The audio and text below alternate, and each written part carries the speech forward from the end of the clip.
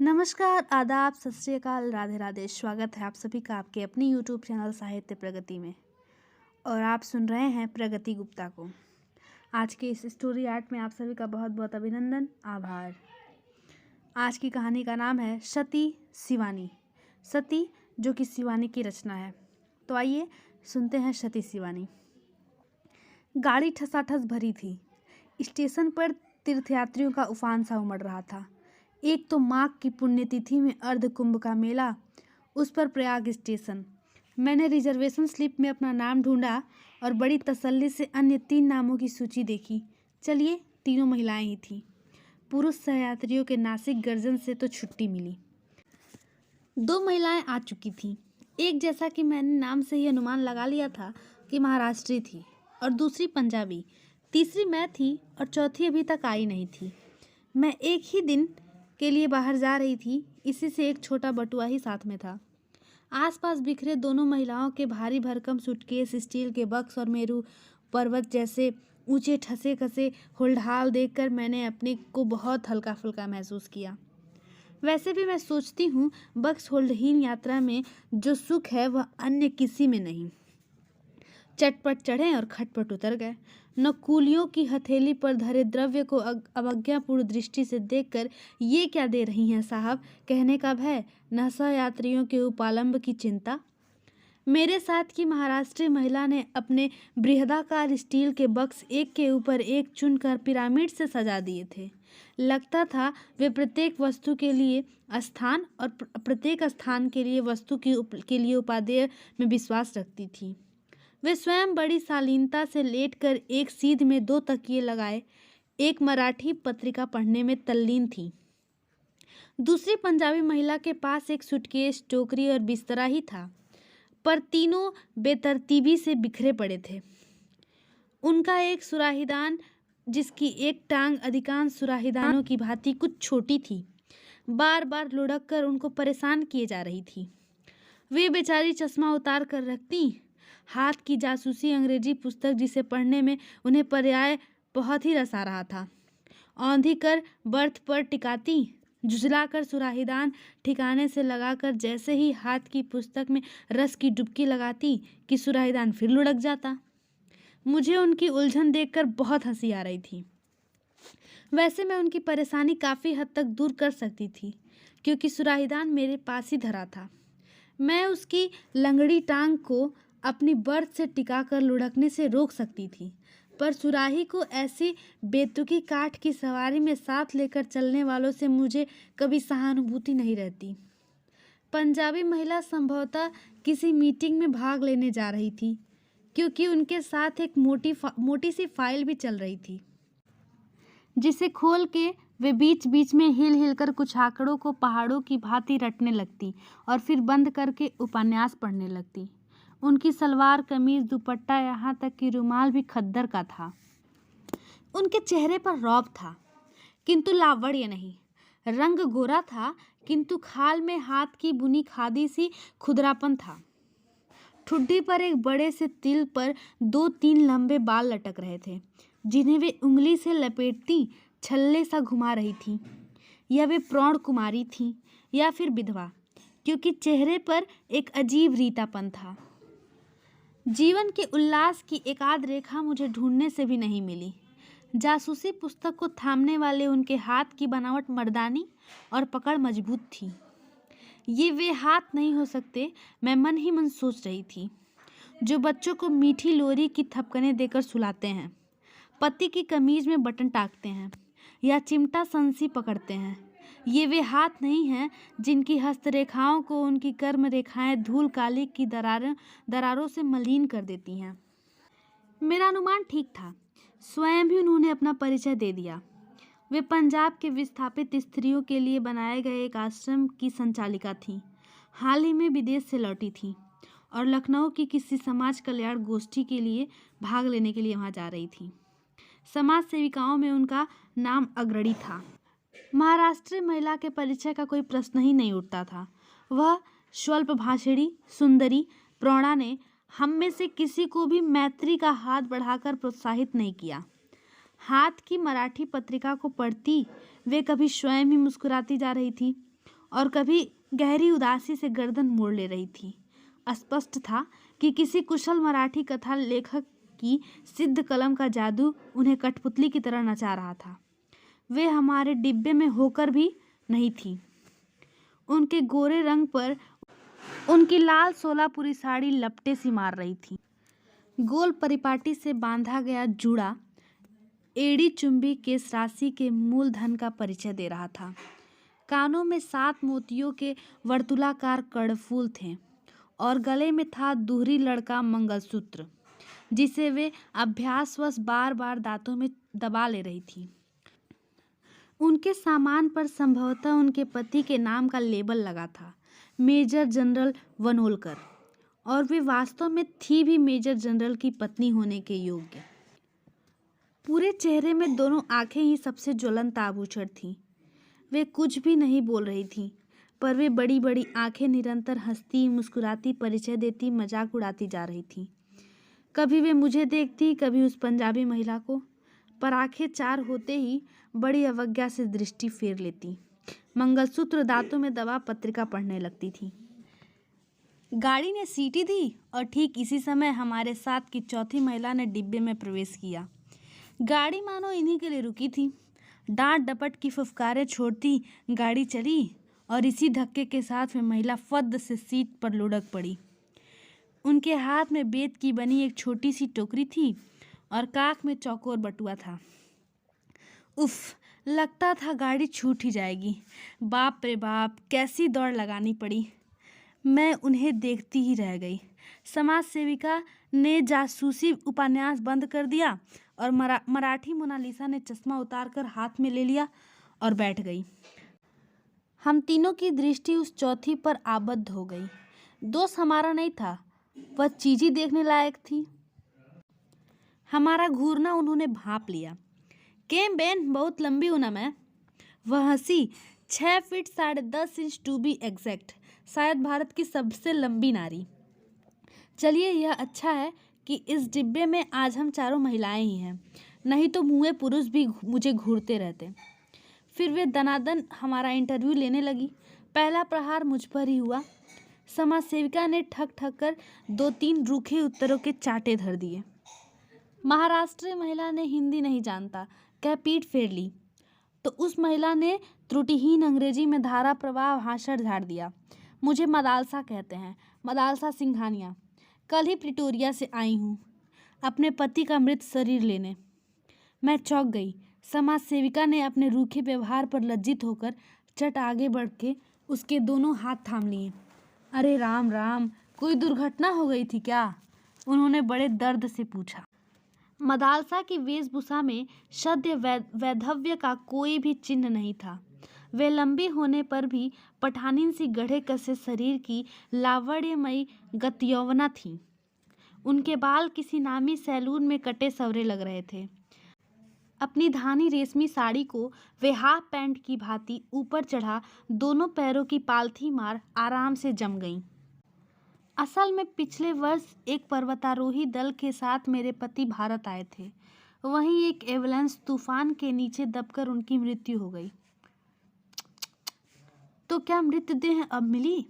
मैंने पूछा। हाँ, भारत सरकार ने मुझे सूचित किया तो भागती आई। बर्फ में दबी देह सुना है ज्यों की त्यों मिली है। मेरे बुने स्वेटर का जिसे उन्होंने पहना था एक फंदा भी नहीं टूटा है। मृत पति की स्मृति ने उन्हें भाव विभोर कर दिया। बटुए से मर्दाना रुमाल निकाल वे कभी आंखें पोंछने लगी, कभी अपनी सुर्पनखा सी लंबी नाक। बेचारी करती भी क्या, कोई भी जनाना रुमाल उस नाक का अस्तित्व नहीं संभाल सकता था। अचानक हम तीनों को बेचारी मदालसा का 1 वर्ष पुराना वैधव्य एकदम ताजा लगने लगा। तो क्या अब आप अपने हस्बैंड का डेड बॉडी लेकर प्रिटोरिया फ्लाई करेगा? महाराष्ट्री महिला ने पूछा। नहीं बहन। मदालसा सीट पर लेट गई तो लगा एक लंबे खजूर का कटा पेड़ ढह गया। एक लंबी सांस खींचकर उन्होंने कहा, मैं असल में सती होने भारत आई हूँ। हम तीनों को एक साथ अपने उत्तर का क्लोरोफार्म सुखा दिया। सती ने एकदम आंखें मूंद लीं, जैसे वह चाह रही थी कि अब हम उन्हें शांति से पड़ी रहने दें। ऐसा भी भला किसी ने सुना था इस युग में? सुस्पष्ट उच्चारण में अंग्रेजी बोलने वाली 6 फीट 10.5 इंच की हकाया कल बर्फ में दबे पति की 1 साल बासी लाश को छाती से लगा जल भूनकर राख हो जाएगी? नहीं, आपको ऐसी मूर्खता करने का कोई अधिकार नहीं है। यह एक अपराध है। क्या आप नहीं जानती? खादीधारी महिला उठकर मदालसा के सिरहाने बैठी, ऐसी गंभीर भाषण की गोलाबारी झाड़ने लगी जैसे चिता सचमुच प्रज्वलित हो चुकी है और सती लपटों में कूदने को तत्पर है। भावावेश के दुर्बल क्षणों में नारी कभी कभी बड़ा बचपना कर बैठती है। इसका मुझे व्यापक अनुभव है। अभी हाल ही में मेरे आश्रम की 2 युवतियां ऐसे ही मूर्खता कर बैठी। मुझे ही देखिए, भारत विभाजन के समय मेरे पति की हत्या कर दी गई, पर मैं क्या सती हो गई? सिली सेंटीमेंट। यदि मैं भी उस दिन आपकी भांति सती हो जाती तो आज यह देह दिन दुखियों के काम आ सकती थी। पहले मॉडल जेल की अध्यक्षा रही और अब गिरी बहनों के आश्रम की देख रेख करती हूँ। ना बेन ना, मदालसा ने करवट बदली। मैं तो सती होने ही भारत आई हूँ। हाय मेरा नील रतन, नीलू डार्लिंग, कह वह फिर मर्दाने रुमाल में मुंह छिपाकर सिसकने लगी। आप चाहें तो मैं आपके साथ चल सकती हूँ। आपके पति के अंतिम संस्कार में सहायता कर आपको अपने आश्रम में ले चलूँगी। समाज सेविका ने अपने उदार प्रस्ताव का चुग्गा डालकर मदालसा को रिझाने की चेष्टा की। मदालसा बड़ी उदासी से हंसी। धन्यवाद बैन, पर ब्रह्मा भी अब मुझे अपने निश्चय से नहीं डिगा सकते। यह रोग हमारे खानदान में चला आया है। मेरी परनानी तो राजा राम मोहन राय और सर विलियम बेटिंग को भी घिस्सा देकर सती हो गई थी, और नाना जी के लिए तो लोग कहते हैं कि नाना जी के मृत देह को गोद में लेकर चिता में बैठते ही स्वयं चिता धू धू कर जल उठी थी। फिर मेरी माँ और अब मैं। खैर हटाइए भी, पता नहीं किस धुन में आकर आप लोगों से कह गई। I should not have told you. मुझे आपसे नहीं कहना चाहिए था। चलिए हाथ मुंह धोकर खाना खा लिया जाए। क्यों, क्या ख्याल है? उन्होंने अपनी कदली स्तंभ सी जंघाओं पर दोनों हाथों की चित्रात का टुकड़ा सा बजाया। हम तीनों को एक बार फिर आश्चर्य उदती में गोता लगाने को छोड़ दिया। वे टोकरी से एक स्वच्छ तौलिया साबुन निकालकर गुसलखाने में घुस गई। उनके जाते ही हम तीनों परम मैत्री की एक डोर में गुथ गए। अजीब औरत है। क्या आप सोचती हैं यह सचमुच सती होने जा रही है? मैंने मराठी महिला से पूछा। देखिए, मरने वाला कभी ढिंढोरा पीट कर नहीं मरता। वह हंसकर बोली। हमको तो इसका यह स्क्रू ढीला लगता है। उन्होंने अपने माथे की ओर उंगली घुमाई। इस जमाने में ऐसे सती फती कोई नहीं होता। क्षमा कीजिएगा, खादीधारी महिला बड़ी गंभीरता से बोली। मुझे औरतों का अनुभव आप दोनों से अधिक है। मैं ऐसी भावुक प्रकृति की भोली औरतों को चेहरा देखते ही पहचान लेती हूँ। आंखें नहीं देखी आपने? कितनी निष्पाट, पवित्र और उदार है।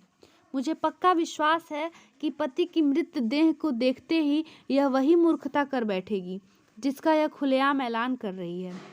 लगता है मुझे अपना प्रोग्राम कैंसिल कर इसके साथ जा पुलिस को खबर देनी ही होगी, तभी इसे बचाया जा सकता है। इतने में ही मदलसा हाथ मुंह धोकर ताजा चेहरा लिए आ गई। रेलगाड़ी वन, ग्राम, नदी, नाले, पुल कूदती फांदती सर्राटे से भागी जा रही थी। मदालसा ने अपनी टोकरी खोलकर नाश्ता दान निकाल लिया। जैसे खरबूजे को देखकर खरबूजा रंग बदलता है, ऐसे ही एक यात्री को खाते देख दूसरे सहयात्री को भी भूख लग आती है। क्षण भर में सती प्रथा पर चल रही बहस कपूर के धुएं की तरह उड़ जाती है और चटाचट नाश्तेदान खुलने लगते हैं। आइए ना, एक साथ बैठकर खाना खाया जाए, मदालसा ने कहा और बड़े यत्न से स्वच्छ नैपकिन बिछा छोटे छोटे स्टील के कटोरे दान सजाने लगी। धन्यवाद, मैंने कहा, पर हमारे साथ खाना है। इसे कौन खाएगा? वाह जी वाह, उसे हम खाएंगी। ईश्वर ने यह 6 फीट 10.5 इंच दुर्ग आखिर बनाया किस लिए है? उनकी भुवन मोहिनी हंसी ने हमें पराजित कर दिया। वैसे भी हम तीनों ने एक दूसरी को काक दृष्टि से सती के घृत पकवान को आंखों ही आंखों में घूरते चखते पकड़ भी लिया था। सुनहरी मोयनदान कचौड़ियाँ थीं, मसालों की गहरी परत में डूबी सब्जियां थीं, रायता था, चटनी थी और थे ठास ठास कर बांधे गए मेवा जड़े बूंदी के लड्डू। यह तो सफ़र का खाना नहीं, अच्छा खासा विवाह भोज है। समाज सेविका की आंखों से लार टपक रहा था। बड़ी हैवी खाना लेकर चली हैं आप, उन्होंने कहा और कचौड़ियों पर टूट पड़ी। हम तीनों के पास भारतीय रेल यात्रियों के साथ युग युगांतर से चली आ रही वही पूरी तरकारी और आम के अचार की फाके थी। अपना खाना खाया ही किसने? मदालसा के स्वादिष्ट भोजन को चटकारे ले लेकर हम तीनों ने साफ कर दिया। उधर वे अकेली ही हम तीनों के नाश्तेदानों को जीभ से चाट गई थी। विधाता ने सचमुच ही उनके शरीर के दुर्ग में असीम गोला बारूद भरने के लिए अनेक कोष्ठ प्रकोष्ठ की रचना की थी। महातृप्ति के कई तार और मंद्र सप्तक की डकार लेकर हाथ मुंह धो मदालसा ने टोकरी में से एक मस्जिद के गुंबद के आकार का पानदान निकाला। यह मेरे नीलू डार्लिंग ने मुझे बागदाद से लेकर भेंट किया था।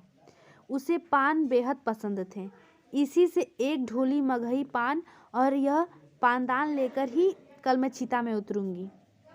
एक शहीदाना अदा से हम तीनों को घायल कर उन्होंने केवड़ा, इलायची और मैनपुरी सुपारी से ठसा बीड़ा थमाया। सती प्रथा पर फिर जोरदार बहस छिड़ गई। हाय मेरे अंतिम सफर की प्यारी साथिनों, तुम अब हमें नहीं रोक सकती। मदालसा लेट गई और बड़ी सधी आवाज में गाने लगी। न जाई यूं जाने की ना थे सवारे सुत हवानू छे। समझी इसका अर्थ? उन्होंने हंसकर मुझसे पूछा। जानकी नाथ भी यह नहीं जान सके थे कि सुबह क्या होगा। अब मुझे लगता है इस गुजराती पद की व्याख्या उन्होंने संभवतः हमारे हित में ही की थी। चलो जी, अब सो जाते हैं सब। आज इस पृथ्वी पर मेरी यह अंतिम निद्रा है बेन। बस व्यर्थ है। चलो गुड नाइट। और बहुत प्यारे प्यारे सपने दिखे तुम तीनों को। सचमुच ही उसकी शुभकामनाओं ने जादू का असर किया। ऐसी नींद तो पहले कभी आई ही नहीं थी। और सपने, कभी लगता जगमगाते आभूषणों के ढेर में गोते खा रही हूँ, हीरे के हारों से गर्दन टूटी जा रही है, बाजूबंद अंगूठियों के भार से हड्डियां घिसकी जा रही हैं, और साड़ियाँ, क्या क्या रंग हैं, कैसा चिकना रेशम। साड़ियों की विशाल उदधि में रंगीन कीमती साड़ियों की तरंगे रह रह कर उठ रही हैं। इससे प्यारे सपने और क्या दिख सकते थे? पर सपनों का अंत भी समुद्र के ज्वार भाटे की ही भांति हुआ। वास्तविकता की अंतिम तरंग ने पटाख से हम तीनों को धोबी पछाड़ दी। आंखें खोली तो सती गायब थी। हाय मेरे स्टील का बक्स! मिसेज वनोलकर वर्त से उतरते ही लड़खड़ा गईं। उसमें तो मेरे विवाह का जड़ाऊ सेट था। लगता है वह सती की बच्ची हमें कुछ विष खिला गई। सिर फटा जा रहा है, उनका गला भर्रा गया। हाँ ठीक की तो कह रही है। मुझे कोई जैसे सावन के झूले की ऊंची ऊंची पेंगे दे रहा था। पूरा डिब्बा गोल गोल घूम रहा था। पंखे के चारों ओर बल्ब, बल्ब के चारों ओर छत और छत के इर्द गिर्द कई रेशमी साड़ियाँ और भारी भारी आभूषण पहने मैं स्वयं लट्टू सी घूम रही थी। कभी जी में आ रहा था तो जोर जोर से हंसूं, कभी दहाड़े मारकर रोने को तड़प रही थी। बहुत पहले एक बार भाभी ने भांग खिलाकर ऐसी ही अवस्था कर दी थी। सुना गया है कि कुकुरमुत्ते को पीस कर बनाया गया विष भी ऐसे ही मीठे सपने दिखाता है। उनको खाते ही गहरी नींद आ जाती है, जो कभी कभी कई दिनों तक नहीं टूटती। मीठे सपने दिखा सजग मनुष्य को अर्ध विक्षिप्त सा कर देने वाला यह वही विष होगा। समाज सेविका दोनों हाथों से सिर थामे बिलख रही थी। हाय मैं तो लुट गई। मेरे सूटकेस में आश्रम का 10,000 रुपया था और मैं सहसा गोल गोल घूमते रेल के डिब्बों में गोल गोल घूमते मेरे दिमाग ने मुझे सूचित किया, तुम्हारा बटुआ ले गई बटुआ। और ले भी क्या जाती, सामान तो कुछ था नहीं। 55 रुपये और एक फर्स्ट क्लास का वापसी टिकट। सती की चिता में मैं यही सामान्य सी घृताहुति दे पाई। चेन खींचकर गाड़ी रोकी गई। सचमुच ही समाज सेविका को पुलिस को खबर देनी पड़ी, पर सती को बचाने के लिए नहीं, पकड़वाने के लिए। वह मिल जाती तो शायद हम तीनों ही स्वयं उसकी चिता चुनकर उसे उसमें झोंक देते, पर कहना व्यर्थ था। आज तक पुलिस उस सती मैया के फूल नहीं चुन पाई। बहुत बहुत धन्यवाद इतनी तन्मयता और इतने धैर्य से सुनने के लिए।